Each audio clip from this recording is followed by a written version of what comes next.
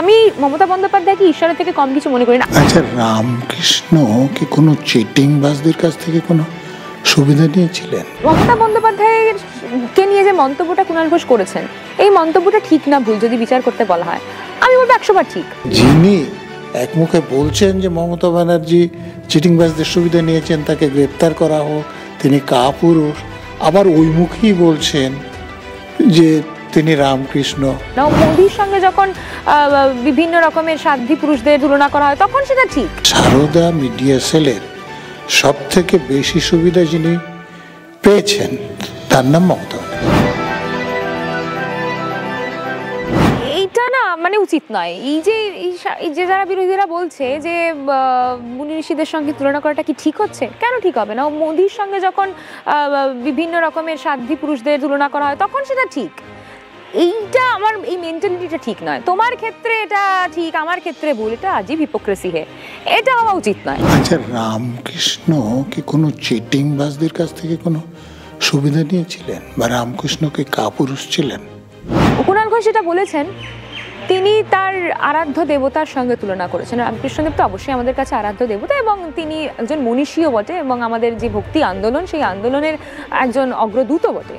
স্বামী বিবেকানন্দও তাই। ভক্তি আন্দোলনকে যারা এগিয়ে নিয়ে গিয়েছিলেন, পরবর্তীতে রামকৃষ্ণদেব স্বামী বিবেকানন্দের সঙ্গে তাদের নাম জড়িয়ে থাকে। এবার আমার বিষয় হচ্ছে যে মমতা বন্দ্যোপাধ্যায়কে নিয়ে যে মন্তব্যটা কুণাল ঘোষ করেছেন, এই মন্তব্যটা ঠিক না ভুল যদি বিচার করতে বলা হয়, আমি বলবো 100বার ঠিক। সাধারণ মানুষ যখন করোনার সময় দেখেছি, সাধারণ মানুষ আমরা 2011 সালের আগে দেখেছি, নন্দীগ্রামে দেখেছি, সিঙ্গুরে দেখেছি, মরিচঝাপি দেখেছি। আমি যদি বলি যে আমি এই মুহূর্তে দাঁড়িয়ে মণিপুর দেখছি, আমি এই মুহূর্তে দাঁড়িয়ে উন্নাও হাথরাস দেখছি। সাধারণ মানুষ যখনই বিভিন্ন সমস্যার সম্মুখীন হয়েছে, পরিত্রাতা রূপে কিন্তু আমার রাজ্যে মমতা বন্দ্যোপাধ্যায়কে আমি দেখতে পেয়েছি। পরিত্রাতা রূপে, পরিত্রাতা মানে ঈশ্বরের এক রূপ। কুণাল ঘোষ যখন মমতা ব্যানার্জি তাকে তার অধীনের পুলিশ দিয়ে গ্রেপ্তার করেছিলেন, তখন কি বলেছিলেন? যে সারদা মিডিয়া সেলের সব থেকে বেশি সুবিধা যিনি পেয়েছেন তার নাম মমতা ব্যানার্জি। বলেছিলেন কিনা? মমতা ব্যানার্জি কাপুরুষ, তাকে গ্রেপ্তার করে আমার সামনাসামনি বসিয়ে জেরা করা হোক বলেছিলেন। তো তাহলে রামকৃষ্ণকে গ্রেপ্তার করার দরকার আছে, জেরা করার দরকার আছে। রামকৃষ্ণ কোনো চিটিংবাজদের সুবিধা নিয়েছেন এ ব্যাপারটা আমার জানা নাই।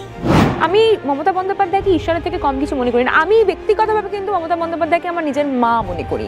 আমার মা যেরকম আমাকে জন্ম দিয়েছেন, সেরকম আমার আবেগের, আমার চিন্তার জন্ম মমতা বন্দ্যোপাধ্যায় দিয়েছেন। তো সেই জায়গা থেকে দাঁড়িয়ে কুণাল ঘোষ কিন্তু খুব খারাপ মন্তব্য করেননি বা ভুল কিছু বলেননি।